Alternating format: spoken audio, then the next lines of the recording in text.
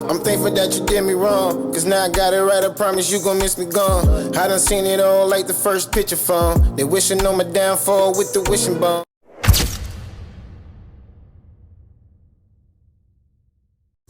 Like she was on cloud 10, under a rock. How you heard the motherfucking word? What's good, y'all? It's yours truly. Once again, Heartbreak Ace. If you're familiar with my content or not, hit that like, comment, subscribe so the algorithm can get this breaking content every time I upload. Cause I don't care. In the words of my GO 50 Cent, get rich or die trying. I'm gonna keep uploading these videos, and you gonna give my videos to these people. Algorithm, they ain't scared of you. You what? Swear, boy, me and the algorithm, bro. I don't know. Nah. Topic of discussion while we here. Like I was saying in the title, my GO 50 Cent, and I don't care. To me, he can't do no wrong. He's the infamous, iconic 50 Cent. If you don't know who 50 Cent is, then get away from my channel right now. But anyway, as you know, he used to be a rapper. He wore many hats. But now he got a lot of shows out like Power, BMF, to name a few. And BMF is, of course, a real story about the infamous Big Meech and his brother, Southwest T, the infamous dynamic duo that had a big drug cartel type of thing going on, organization. Well, of course, you know, they locked up, which salute to Big Meech. He'll be out in 2025. And his brother, Southwest T, the little brother, is already out. Some say the story is that Southwest T was a sloppy one. He was smart, but he was sloppy. He was a little too clumsy, talking on the phone a lot and stuff like that. Big Meech was the one that liked to party. But I don't know. That's a personal story. I don't want to get into it. However, Southwest T is out. And a recent video was uploaded online of Southwest T. Somebody came to see him and was bigging him up. Say he drove 9 hours to show him some love and all this and that. And they was showing the love back and forth. It was reciprocated. And that person that came to see him, if I ain't mistaken, it was Supreme's son, Supreme. If you don't know who Supreme is, he's a common enemy of 50 Cent. So as you can already understand, 50 Cent wasn't feeling that. And you know he don't shy away for nothing. And if you beef with 50, you might well beef with him forever. Even in your grave, you might well be looking out for him while you dead, because he not gonna stop.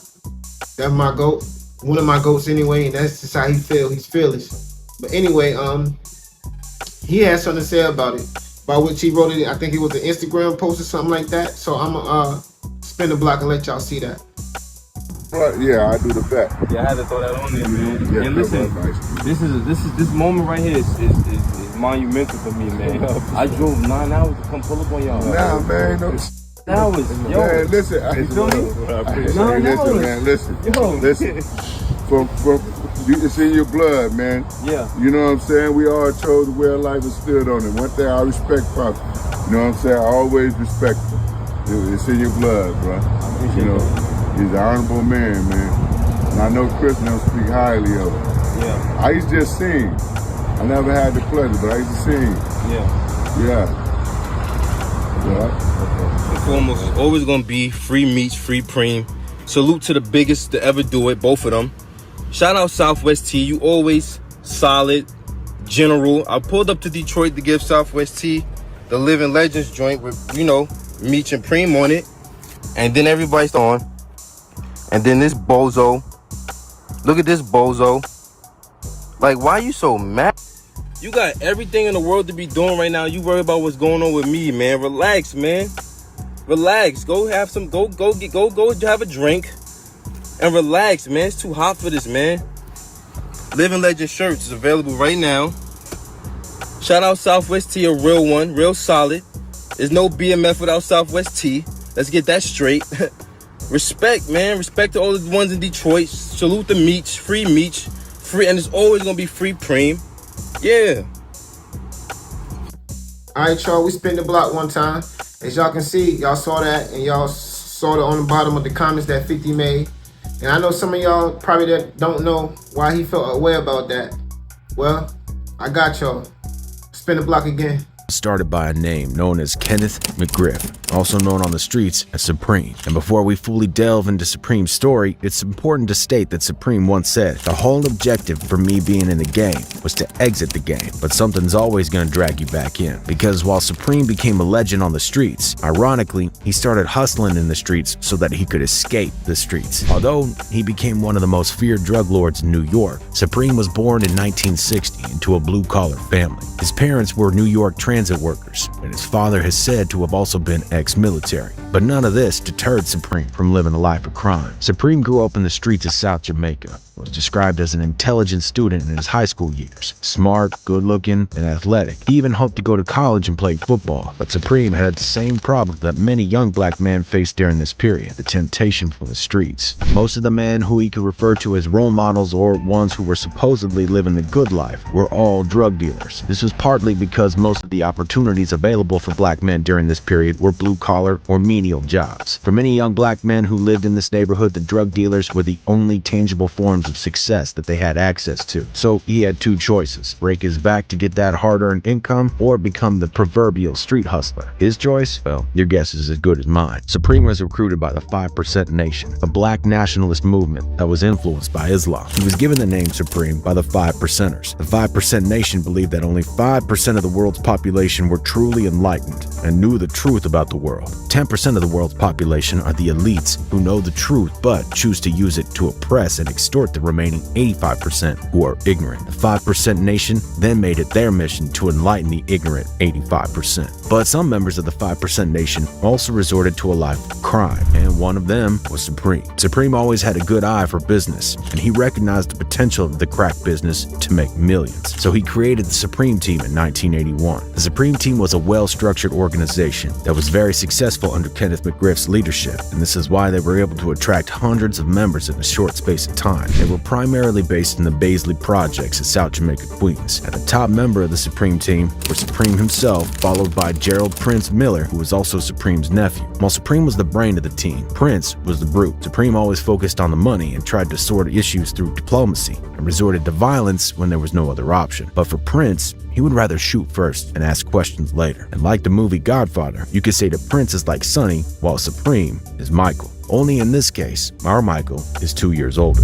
Supreme was arrested in 1987, 6 years after he started the Supreme Team, and 2 years later, he pleaded guilty to engaging in a continuing criminal enterprise. He was sentenced to 12 years in prison, but he only spent 5 years before he was released on parole in early 1994. The OG violated his parole before the year even ended, and he was sent back to prison for another 2 years. Prince also had his time in the can. His crimes were more serious, as he was more violent than Supreme. And in 1993, Prince was sentenced to 6 concurrent life sentences, plus 20 years. While both men were in jail, the man who took the charge of business was the third in rank, James "Bimmy" Anthony. Bimmy was never really the violent kind, and was instead always focusing on money. He was always involved in hip-hop as well, as he used to roll with Run DMC, and he even used to roll with Def Jam co-founder Russell Simmons. Another major member, or lieutenants of the Supreme Team, was Ernesto Pinella, aka Puerto Rican Righteous. He was one of the most notorious and feared members of the Supreme Team because of the many crimes that he committed. He was known as the loose cannon that enforced the Supreme Team's will on the streets, but ironically, he eventually testified against Prince and some of the other members of the Supreme Team because Prince allegedly slept with his wife. However,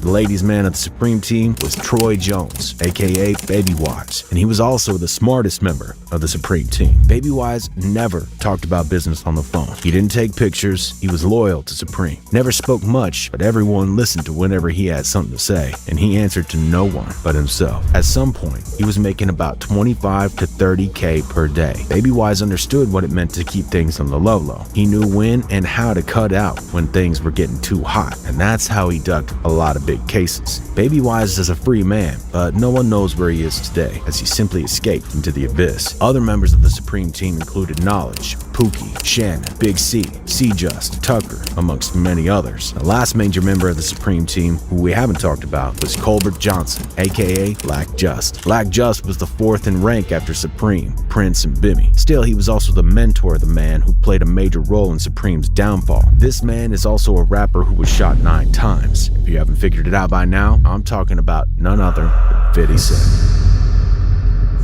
Before 50 could release any of his timeless hits, he was just a young man on the streets who looked up to the members of the Supreme Team, especially Black Just, and of course, Supreme. Fitty lost his mother when he was only 8 years old. His mother was a drug dealer who gave birth to him when she was 15, and this was probably why Fitty jumped off the porch quite early. Unfortunately, by the age of 12, Fitty was already following the footsteps of his mother and had started selling drugs. During this period, he was known as the streets as Boo Boo. The young 50 Cent needed guidance in the dangerous streets of Queens, and the man who showed him some love was Black Just. Black Just was like his big brother in the streets. He financed the boxing gym and encouraged Fitty to learn how to box, and he also bought him his first GSXR motorcycle. Fitty grew up idolizing Black Just, Supreme, and some other members of the Supreme team. But after he was released from prison in 1997, he and Fitty's relationship began to deteriorate. After spending some years in jail, Supreme realized that life as a drug dealer was a dead end with only two options. He'd either be shot in the streets or sentenced to life in prison. So Supreme wanted to go legit. During this period, hip-hop was on the rise. Supreme realized the potential of rap music, and he wanted his own share. So Supreme hooked up with Murder Inc. Murder Inc. had just been created by two brothers, Chris and Irv Gotti. A year after Supreme was released from jail, the label had acts like Black Child, Ashanti, and their leading act was Ja Rule. At this time, Ja Rule was the bigger artist, and Fitty was on the up-and-coming. They were never really friends, but they were cordial, even though Fitty felt Ja Rule was always cold to him. Ja Rule was bringing in the money. This is why Supreme joined Murder Inc., and he even described him as a meal ticket. Their partnership was based on mutual benefits for both parties. Supreme gives them street cred and protection from anyone who tried to mess with them in the hood, while Murder Inc. brings in the Benjamins, as he was trying to become a legit businessman. But you can only take the boy out the hood. You can't take the hood out of the homie. It was only a matter of time before Supreme had to employ some of his old tricks. A good example of this was what happened in 1999. Ja Rule was robbed of his chain by a man named Troy, who accused Ja Rule of sleeping with his wife. So he reached out to Supreme to help him sort out the issue. Supreme ordered a man to help him get the chain back, and within 15 to 30 minutes, he'd gotten that chain back. And after some time, 50 Cent and Troy were in the club kicking it together. Ja Rule was also in the same club and saw both of them making jokes together. And this was perhaps when their beef started. A friend of mine's robbed Ja Rule. And I'm in a club, and I see the nigga, I'm like, hey, what's up? You know, I'm chilling. He see me kicking it with the nigga that robbed him, and he feel like, oh shit, I shouldn't speak to this dude, because I know the kid robbed him, but I know this kid, I grew up with him. When Fitty went to greet Ja Rule later in the club, he was allegedly brushed off by Ja and the entire Murder Inc. crew. And we all know that Fitty wasn't just gonna accept any disrespect like that. But before he was going to do anything about it, he spoke to Supreme about it, because he knew that they were doing business together. But Supreme's response was, yo, leave this little dude alone. You know they be, but this is my food. And Fitty also confirmed that Ja Rule and his Murder Inc. homies were never about the street life, even if they always claimed that they were. Yo, 50, what's the definition of a wankster, man? I mean, what is that? Ja Rule, Irv Gotti.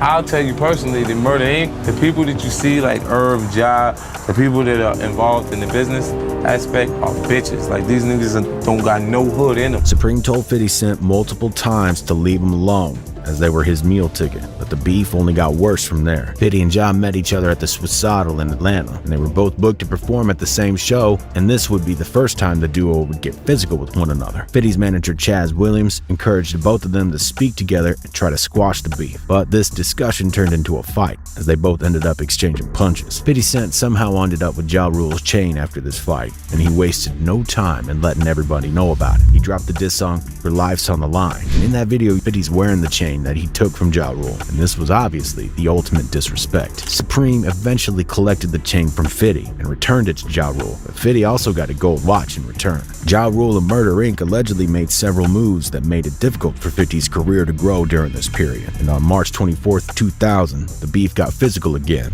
Ja Rule and Fitty were in the same building, but in different rooms. When Ja heard Fitty was in the Hit Factory studio not far from him, he convinced his homies to go in and jump him, because he couldn't join him as he was on crutches. Fitty and 4 other members were involved in a fight with Black Child, Irv and Chris Gotti, and some other Murder Inc. members.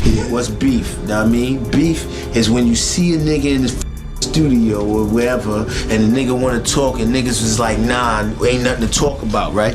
It's like 5 of us and 5 of them, and niggas is getting it on and fighting and bang. Some way, somehow, the lights got hit off, and niggas was getting it on in the dark. Fitty was stabbed by Black Child, but somehow managed to survive. Black Child was arrested, and a judge issued a restraining order against the members of Murder Inc. and in favor of Fitty. And this is what started the rumor that Fitty was a snitch. But what really turned Supreme and the rest of the streets against Fitty and also put a target on his back was the song Ghetto Quran. In the song Ghetto Quran, 50 not only told a story, it's like he created a movie with words. But while this song has a sick hook and it's undeniably a classic, this is also the song that almost cost 50 his life. Ghetto Quran is like a tell-all catalog in which 50 mentioned every major drug dealer, hustler, and gangster in Queens. Everyone deemed him a snitch, and Supreme stated that his behavior could be construed as dry snitching. 50 had also shown that he was never scared of Supreme. Now he was also creating problems for Supreme by letting more people know about his business, and that's when Supreme decided that he had enough. At around noon on the 24th of May 2000, 50 Cent's friend Curtis Brown was waiting for him right in front of his grandmother's house. When 50 got out of the house, he checked to see if there was anything suspicious before he got into the car. He sat in the back seat because the driver's girlfriend was also in the car. 50's friend then reminded him to go get his diamond cross pendant, and on his way back to the car, 50 also took his gun with him. He noticed a car arrive on the block as he got into the car, but he didn't think much of it. But as he hopped into the car, the killer got down from his own car and started making his way to where 50 was. As 50 handed the driver the jewelry, the shooter popped out on the left and started shooting. The bullets tore into his face, his arms, legs, hip, and chest. 50 had a swollen tongue, a broken leg, lost his wisdom tooth, and this is what also led to his slurred voice. 50 was kept in the hospital for 13 days before he was eventually released. 50 was shot by a man known as Daryl Homo Bomb, but it was later revealed that it was Supreme that put a hit on 50 for $25K. And it didn't end there. Supreme made sure 50's debut album, Power of the Dollar, was never released. He also lost his deal with Columbia Records after the shooting, so 50 surely had hit rock bottom as he tried to get revenge. He stated that he was waiting for Supreme in front of his grandmother's house in a 1993 Dodge Caravan, and he even slept in it, but Supreme somehow never showed up. During this period, 50 was so paranoid that he couldn't even leave his house without his pistol and a bulletproof vest. But Supreme was eventually convicted of ordering the 2001 shooting of rapper E-Money Bags and Big Nose Troy. He was sentenced to life in prison without parole. In the aftermath of the shooting and surviving 9 shots, 50 returned to the booth and started releasing various mixtapes, one of which caught the attention of another rapper who is probably the only person who has dissed more rappers than 50. Yeah, I'm talking about Slim Shady. After hearing the mixtape Guess Who's Back, Eminem invited 50 Cent to LA, where he also met Dr. Dre and signed to Shady Records.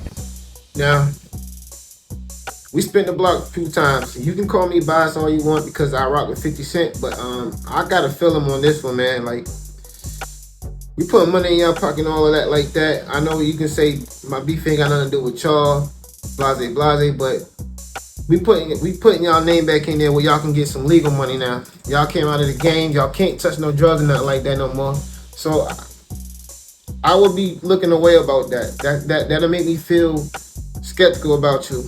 I'm trying to make money with you, and you cool with the family that damn near killed me. He survived those 9 shots, but it could have went left and he could have died. I'm sorry to say it. I can't respect nobody in that situation. That's just how I feel.